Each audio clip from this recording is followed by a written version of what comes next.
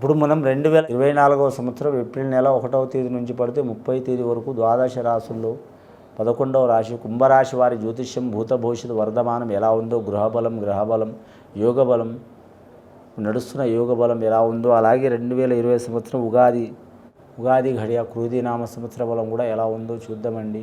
మన జానకిరామ్ని చూడు. జానకిరామ్ కుంభరాశి వారి జాతకం ఎట్లా ఉంది? చదువు, విద్య, ఉద్యోగం, వ్యాపారం, తలించిన కార్యం, చేసే పనిది, నమ్మిన కార్యంది, అనుకున్న పనిది, విద్యది, ఉద్యోగంది, వ్యాపారంది, ధనంది, మానసిక పరమైంది, శారీరక పరమైంది, కుటుంబపరమైంది, అన్నదమ్ముల యోగబలంది, సంసార యోగబలంది, గృహబలంది, వాస్తుబలంది, వ్యవసాయ విషయంది ఎలా ఉంది, అలాగే వ్యాపార విషయబలం ఎలా ఉంది, విదేశాన యోగబలంది ఎలా ఉంది, కళాకారులకు ఎట్లా ఉంది, విద్యార్థులకు ఎలా ఉంది, అలాగే సంసారంలో ఎలా ఉంది, సంతానంలో ఎలా ఉంది, నమ్మిన కార్యం అవుతుందా కాదా, చేసే పనుల ఎట్లా ఉంటుంది, నమ్మిన పనుల ఎట్లా ఉంటుంది, అలాగే వృత్తి వ్యాపార విషయంలో ఎలా ఉంటుంది, వాహన విషయంలో ఎలా ఉంటుంది.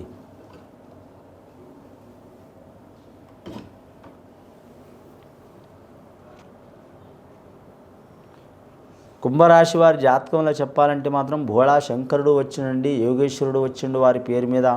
శివుడాగ్ని లేనిదే చెమైన కుట్టదన్నట్టు వారి జాతక బలంలో చాలా వరకు విశేషమైన ఫలితం వచ్చింది. అలాగే సత్యంగల దేవుడు సత్యనారాయణ స్వామి వచ్చిండు, లక్ష్మీ దేవత వచ్చింది, సరస్వతి దేవత వచ్చింది, విఘ్నేశ్వరుడు వచ్చిండు, సర్వశివ దేవతలు వచ్చిండ్రు. కానీ మాత్రం ఈశ్వరుడు వచ్చిండంటే మాత్రం వారి జాతక బలానికి ఏదైనా సరే, ఎన్ని ఇబ్బందులున్నా, ఎన్ని చికాకులున్నా, మంచి అయినా చెడైనా సరే నేను చూసుకుంటానే యోగంలో వచ్చిండు వారి కుంభరాశి వారికి.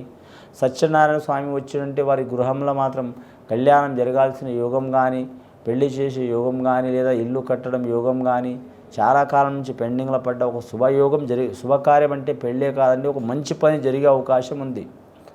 అలాగే లక్ష్మీదేవత వస్తుందంటే మాత్రం లక్ష్మి వస్తుంది పోతుంది, కుడి చేతిలో వస్తుంది, ఎడమ చేతిలో పోతుంది.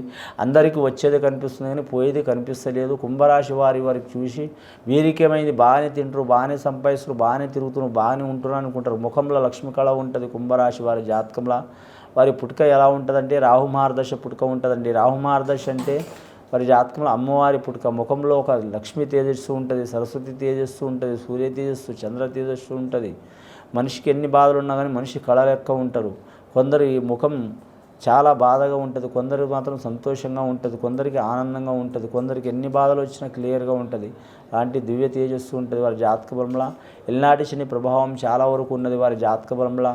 ముఖ్యంగా మాత్రమే కులదేవతని ఆరాధన చేయటం, కానీ వీలైతే సత్యనారాయణ స్వామి వ్రతం చేయటం చాలా మంచిదండి. వివాహం అయిన వారు, వివాహం కానివారు గృహస్థులతో కలిసి, తల్లిదండ్రులతో కలిసి వివాహం కానివారు చేయొచ్చు. పెళ్ళైన వారు భార్యాభర్తలతో చేయొచ్చు. వీలైతే మాత్రం సొంతంగా చేయొచ్చండి శక్తి సాలకపోతే సామూహిక సత్యనారాయణ స్వామి వ్రతం చేయడం చాలా వరకు మంచిదండి. ముఖ్యంగా వారి పేరు మీద ఏ పని చేసినా కలిసి వస్తుంది. కానీ మాత్రం సత్యంగల దేవుడు సత్యనారాయణ స్వామి వలన లక్ష్మి మాత నిలబడే అవకాశం ఉంది. అలాగే విద్యార్థులకు సరస్వతి సహకారం చేసే అవకాశం ఉంది. ప్రతి పనికి అడ్డం ఏదైనా ఆటంకాలు వస్తే ఆటంకాలు తప్పించే దేవుడు విఘ్నేశ్వరుడు కాబట్టి ఆ విఘ్నేశ్వరుడు దయ వలన కూడా చాలా వరకు మంచి పనులు జరిగే అవకాశాలు ఉన్నాయి. వారి జాతకంలో చూడాలంటే మాత్రం సన్మిత్రులు ప్రాప్తిరస్తు అయ్యే అవకాశం ఉంది. నూతన కార్యాలు కూడా మాత్రం పొందే అవకాశం ఉంది. అలాగే అన్నదమ్ములతో విరోధాలు, చికాకులు ఉన్నవారు కూడా తొలగిపోయే అవకాశం ఉన్నది. కానీ ముఖ్యంగా వారి జాతకంలో చూడాలంటే మాత్రం దిశ మంచిగా ఉంటుంది.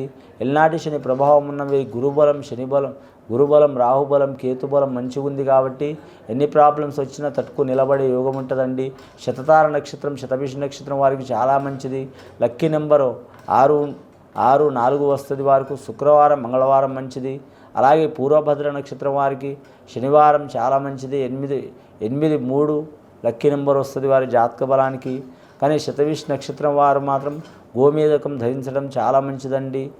అది వారు బంగారంతో కావచ్చు, వెండితో కావచ్చు, పంచలోహంతో కావచ్చు, ఎవరికి వారు ఇష్టమైన దాంట్లో మాత్రం గోమేదకం ధరించాలండి. అలాగే మాత్రం పూర్వభద్ర వారు మాత్రం ఖచ్చితంగా మాత్రం నీలం కలం రాయి ఉంగరంలో ధరించడం మంచిదండి. నీలం కలర్ కూడా 2 రకాలు ఉంటుందండి. ఇంద్రనీలం ఉంటుంది, మామూలు నీలం ఉంటుంది. ఇంద్రనీలం ధరించినా కూడా మంచిదే, మామూలు నీలం ధరించినా కూడా మంచిదే. శనివారం నియమం ఉండాలి. వారి జాతకంలో చూడాలంటే మాత్రం ముఖ్యంగా వారి జాతకంలో మాత్రం ఇంట్లో అరటి చెట్టు నాటి పెట్టడం చాలా వరకు శుభప్రదమండి. అలాగే సత్యనారాయణ స్వామి చెట్టు అనేది కూడా ఉంటుందండి. ఆ చెట్టు కూడా పెంచడం చాలా శుభప్రదం ఉంటుందండి. గృహం మీద ఎన్ని చిక్కులు చికాకులు దారిద్ర్య బాధలు ఉంటాయి, లక్షలు సంపాదించిన రూపాయి బరకత ఉండదు. అందులో ఎప్పుడు కటకట ఉంటుంది ఇంట్లో. కటకట అంటే ఎప్పుడు గొడవలు చిక్కులు చికాకులు ఉంటాయి, బాటన పోయే గొడవలు ఉంటాయి. అలాంటి తగాదులు చిక్కులు చికాకులు దేనికి వస్తాయంటే అండి, మన టైం బాగాలేక అంటాం, కానీ మాత్రం గ్రహబలాల మూలంగా వస్తాయి. అలాంటి చిక్కులు చికాకులు వెళ్ళిపోతాయండి. రెండవది మాత్రం బాలగ్రహ దోషం, పిల్లలకి బాగలేకపోవటం, పిల్లలకి వంటలకు బాగలేకపోవటం, ఒకరికి పోతే ఒకరికి నష్టం రావటం, లేదా హాస్పిటల్ పాలు కావటం, మానసికంగా ఎదగలేకపోవటం, శారీరకంగా ఎదగలేకపోవటం, సరిగా చదవకపోవటం, మన మాట వినకపోవటం, ఎవరి ఇష్టం వచ్చిన రీతిలో వాళ్ళు తిరగటం, అమావాస రకంగా పుణ్యం ఒక రకంగా తిరగటం, టైం టేబుల్ లేకుండా తిరగటం, టైం టేబుల్ లేక తినటం, టైం టేబుల్ లేకుండా నిద్రపోవటం, ఇలాంటి సంఘటనలు కూడా బాలరిష్ట దోషాలు ఉంటాయండి. ఆ బాలరిష్ట దోషాలు పోవడానికి కూడా మాత్రం ఖచ్చితంగా వారి పేరు మీద మాత్రం, వారి జాతకానికి మాత్రం, అమ్మాయిలకైతే మాత్రం బేసంఖ్యతో దారాలు కట్టాలండి. 3 రకాల దారం, ఎరుపు, నలుపు, పసుపు. అదే అబ్బాయిలదైతే మాత్రం 5 రకాల దారం కట్టాలండి. ఎరుపు, నలుపు, పసుపు, ఆకుపచ్చ. అలాగే మాత్రం మరి జాతకానికి చూడాలంటే మాత్రం నీలం రంగు. ఈ 5 రకాలు కట్టడం చాలా వరకు శుభప్రదం ఉంటుంది. కానీ అమ్మాయిలకు లెఫ్ట్ హ్యాండ్కి, అబ్బాయిలకు రైట్ హ్యాండ్కి కట్టడం మంచిది. ముఖ్యంగా వీరి జాతకంలో చూడాలంటే మాత్రం కానీ 30 సంవత్సరాల నుంచి 40 సంవత్సరాలు ఉన్నవారు కలిసి వచ్చే అవకాశం ఉంది. 40 సంవత్సరాల నుంచి 50 సంవత్సరాలు ఉన్నవారికి కుటుంబ చిక్కులు చికాకులు చాలా ఉంటాయి. చాలా వరకు వీరికి రాజయోగం ఉన్న, రాజకీయ రంగంలో ఎన్ని ఉన్నా కానీ ఇబ్బందులు చిక్కులు చికాకులు తప్పవు. కానీ 50 సంవత్సరాల నుంచి 60 సంవత్సరాలు ఉన్నవారికి ఆరోగ్య సమస్యలు తప్పవు. 60 సంవత్సరాల నుంచి 70 సంవత్సరాలు ఉన్నవారికి కానీ మాత్రం మిత్ర సన్మిత్ర ప్రాప్తి వస్తూ ఉంటుంది. అలాగే ప్రాణమిత్ర వైషమ్యాలు ఉంటాయంటే చాలా మిత్రులు ఉన్నవారు కూడా శత్రువులుగా మారే అవకాశం ఉంటుంది వీరి జాతక బలానికి. వీరు జ్యోతిష్య బలంలో వ్యవసాయం చేయాలనుకునే వారికి 2 పంటలు లభించవండి, ఒకటే పంట ఉంటుంది. అలాగే గవర్నమెంట్ సొమ్ము కానీ, లోను కానీ, ఇల్లు కానీ, భూమి కానీ, గవర్నమెంట్ పరంగా ఫలాలు తినాలనుకునే వారు కూడా అనుకూలమయ్యే అవకాశం ఉంటుంది. దేవుడు వరం ఇచ్చిన పూజారెడ్డి వస్తాడని పెద్ద పెద్ద కలెక్టర్లు, పెద్ద పెద్ద మినిస్టర్లు సాయం చేద్దాం అనుకున్నా కూడా మామూలుగా ఉండేవాళ్ళు పుల్లలు పెట్టేటోళ్ళు ఉంటారు. వీరి ఓపికతో నడవటం చాలా వరకు మంచిది. ఈ రాశి వారు అన్ని రాశి వారితో మంచిగానే ఉంటుంది, కానీ ఒక కర్కట రాశి, మిథున రాశి వారితో ఇబ్బందులు వచ్చే అవకాశాలు ఉంటాయి. వీరి జాతకంలో చూడాలంటే మాత్రం ముఖ్యంగా కళత్ర వర్గం నుంచి సహకారం ఉంటుందండి. రక్త సంబంధికులతో విరోధం ఉంటుందండి. రక్త సంబంధికులు అంటే ఎవరైనా ఉంటుందండి, చాలా జాగ్రత్తగా ఉండాలి. విరోధం అంటే వాళ్ళు పెట్టుకోవాలని పెట్టుకోరు, గ్రహబలం అలా ఉంది.